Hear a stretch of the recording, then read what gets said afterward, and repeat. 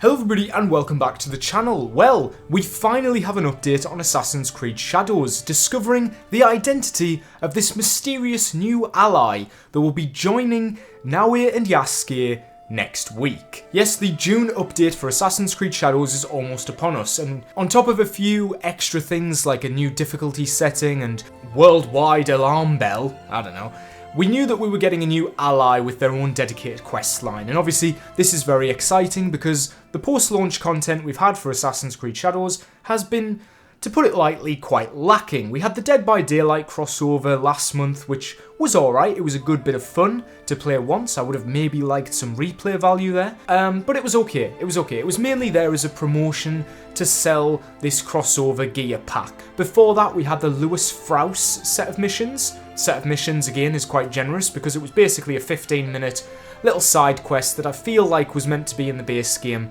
but they didn't get it ready in time, so they just shoved it out when it was ready. And that's fine. This, however, is a new ally, and if it's anything to go by the allies in Assassin's Creed Shadows, they are where the real meat of the storytelling is. In fact, I'd say some of the storylines for the allies are better than the actual main quest of Shadows, and some of them are really good, so my expectations on a story level are very high for this new character. Now, me and the Exile were having a bit of a joke about this new character being Cassandra, and we've had a few episodes actually where we've said, wouldn't it be funny if they added Cassandra to Assassin's Creed Shadows, and to be honest, I think that's kind of what I was expecting, and I think a lot of the community were as well. There was this sort of waiting with bated breath to see when Cassandra would be in the game, and a new ally seemed like the perfect opportunity, because then you can add her unique skill set with these Isu abilities and all the special abilities you could get in Odyssey, the supernatural side of things. I don't want to jump into too much of like, what if it was Cassandra, because it isn't.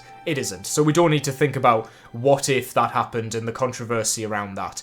So who is this cheeky chappie who is joining the team?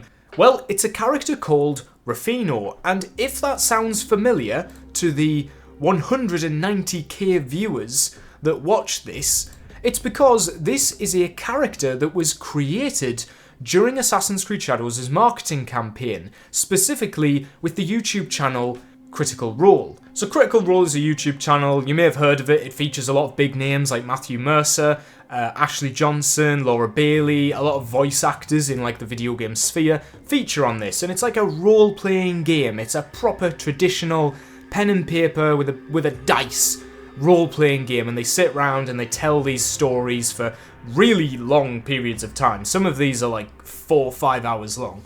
And they did a promotion with Assassin's Creed Shadows. They did a one-shot, which was just a single episode devoted entirely to making up their own story in the world of Assassin's Creed Shadows, to try and get that audience, obviously, to bring some awareness to the game and probably inform people of the historical accuracy and stuff like that. And, you know, this was a fun collab. I won't say it was the best collab ever. It wasn't something that I think reached a broad audience, so to speak. I mean, it still reached 170k people, you know, in terms of the viewers, but it didn't reach it wasn't trying to reach a mainstream audience. I think it was trying to harness gamers, or gamers that may have given up on Shadows, maybe to turn them back around to historical accuracy and storytelling, you know, which I thought was very good. I have watched actually the first hour of this, and I thought it was very good. It was very well told, great story, great characters. They put a lot of work into this thing, and I don't want to diminish this Critical Role thing just because of the character that we're getting. So one of the characters in that was called Rafino, played by Robbie Daymond, and his character is now translating from the fictional world of this role-playing game into Assassin's Creed Shadows proper. Now, they did establish at the beginning of Critical Role's episode that it wasn't canon. They said, look, we are not going to be retelling any events of the game, we're telling our own fun, you know, but it's loose canon within that world. However, there are a little, you know, couple of cool cameos along the way. Naoe and Yasuke do show up at the end, and we do get, I believe Tomiko is in it. I think that's how far through I got. Tomiko appeared. So there is characters from Shadows. It takes place in the world of Shadows. So having this character become an ally in the main game is something that sticks to the canon pretty well. And it's not as offensive, let's say, as if it was Cassandra, where she might bring her Isu lore with her, you know. We're not getting into that. Now, I first learned of this news yesterday on Instagram because Assassin's Creed Shadows posted a little clip of Robbie Daymond himself. He's on camera and he says, "Hey guys, apparently I'm in Assassin's Creed." And he seems just as confused as we are because, like I say, a lot of people watched it, but I don't think the mainstream are going to be like, "Oh my god, it's that guy from that thing." Like, this is not gonna drum up any attention. This is going to get the fan base that bought Assassin's Creed Shadows to come back to it. I don't think it's going to get new people to buy the game just because a character from Critical Role is going to be in it. It might do, I might be wrong. These guys may have a bigger influence than I realise. Obviously, they are a massive YouTube channel. They have 2.47 million subscribers, so I don't doubt they convinced some people to buy the game. But I don't think now, like a few months after launch, that this collab is going to make much of a difference. And I hate to say that because they're trying, at least Assassin's Creed Shadows is trying to have new content every month. Looking at his design, he's clearly Portuguese. He's wearing Portuguese attire, which is very similar to the Templars in Assassin's Creed Shadows. So I don't remember if he goes into his backstory in the Critical Role thing. I might have to rewatch that, but I don't know if he has any Templar influence. I believe, if memory serves me right, is that he's just found himself here. I think that's what he says. I can't remember. He's like a stowaway or something. But anyway, so this character's here. He's Portuguese. Maybe some Templar influence, which would be kind of cool. And I hope they explore that if that is canon to what happened in Critical Role. This image that they provided of him, this short video, I don't think it shines him in the best light, I'm not going to lie. I would have much preferred a bit of gameplay with him, or a bit of voice acting, a bit of story, but instead we just get a picture of him standing in the menu, and he's holding an apple. I don't know what that's about. I don't know if the apple is going to be some sort of reference to a piece of Eden. I mean, probably not. It's probably a metaphor for something, or he's just hungry.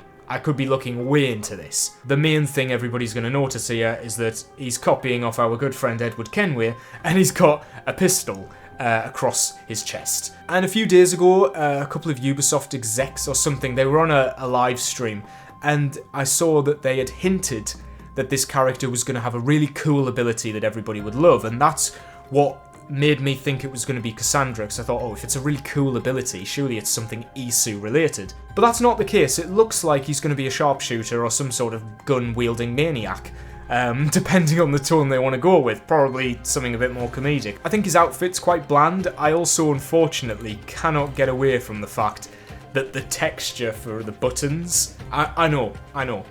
I sound crazy when I say these things about the outfits, but it just bugs me. I don't like that it's clearly the texture is like stretched around, you know what I mean? Like it should be a straight line, and you know, it's clearly the warped texture, which I'm not gonna say this is rushed, but it's not the most interesting design I've ever seen, and a lot of the characters in Shadows, albeit very simple, do have like strong designs, I think, and this doesn't fit. Like Nuno Caro, for example, a Templar, wearing very similar clothing to this guy, looks drastically more iconic compared to this guy's design. So, no assassin resemblance whatsoever, but I wasn't expecting that anyway. One thing that does have me a little bit concerned is if we look at the original design of this character, because in Critical Role, they have, like, the way that the layout of the video works is that they are all on the screen, but they have a little section where they show you, like, the character profiles, but he has a different outfit,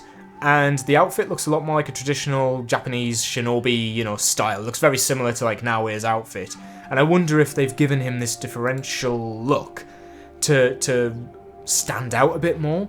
But my worry is that the original design of this character fits very well with, like, the shinobi assassin style, and this new design just looks like a Templar.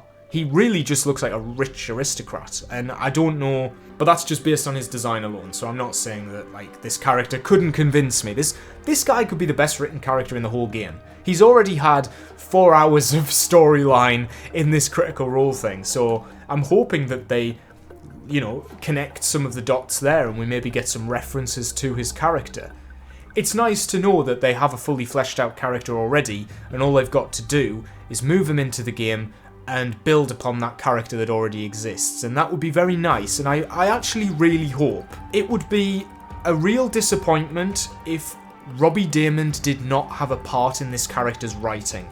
He literally created this character. He created, voiced, portrayed, came up with the decision making. He is this character. He is absolutely this character. And he is going to obviously be voicing the character, but I would be a lot happier if he was also writing the character, because that way we know we're going to get consistency with his appearance in Critical Role, and we also know that the character is going to be well written, because from what I heard in the first half of Critical Role, this was a very good character, very well written, even though it is purely like theatre performances basically. The character felt really well realised, and I thought all of the characters actually in that one shot were really well realised, and I'm hopeful that it carries across, because Assassin's Creed Shadows needs memorable characters, and it's something that the game is lacking massively, is something that makes it stand out from the other games. It doesn't have a narrative hook that's unique, it doesn't have characters that are unique. Apart from, I would say Yasuke is honestly, not just as a selling point, he is genuinely one of the best written characters in the game, and he's not even that well written. He's just written with a character, which is more than a lot of the characters in Shadows are. I'm currently halfway, well, I'm not even halfway, let's be honest. I'm writing my big narrative critique of Assassin's Creed Shadows, and a lot of the points that I'm making is just the characterization and the way that Shadows deals with storytelling. I suppose we could round out this video by just talking about the way that Shadows' post-launch content has been going, and to be honest, I hate to be negative again, but I just don't think it's good. Like, it's consistent, it's nice to get something every month, but I would rather wait 3 to 4 months and get a big content drop with enough substantial stuff to talk about than these little 20-minute quests every now and again. Like, usually by now, you know, for example, if this was Assassin's Creed Unity coming out in November, we would have had, like, the DLC by now. We would have had Dead Kings right round the corner, but with the Claws of Awaji, you know, it was leaked last week that it might not be coming out until October. Might. Damn. Can you imagine waiting another 4 months to get the Claws of Awaji? Do they have another 4 months of this on the way? Just 20-minute little updates and stuff? I don't know what Assassin's Creed Shadows' player base is looking like, but I know that, especially on YouTube, I feel like the conversation died immediately after launch, and it only really comes back to talk about the update and then go away, which is only one video. It's only one day of the month where Assassin's Creed Shadows is back in the conversation, which is very disappointing. But anyway, let me know down below, what do you think this new character is going to be like? Are you disappointed that it's not a character that's more recognisable or a bit more maybe fitting with the Assassins? I don't know, crazy to ask. If you did like this video, please hit that like button, subscribe for more Assassin's Creed content, and I will see you in the next video. Oh, and the camera. Oh, I forgot I'm using my camera. What do you think of the camera? I don't know. Forgot to mention that. Whoops.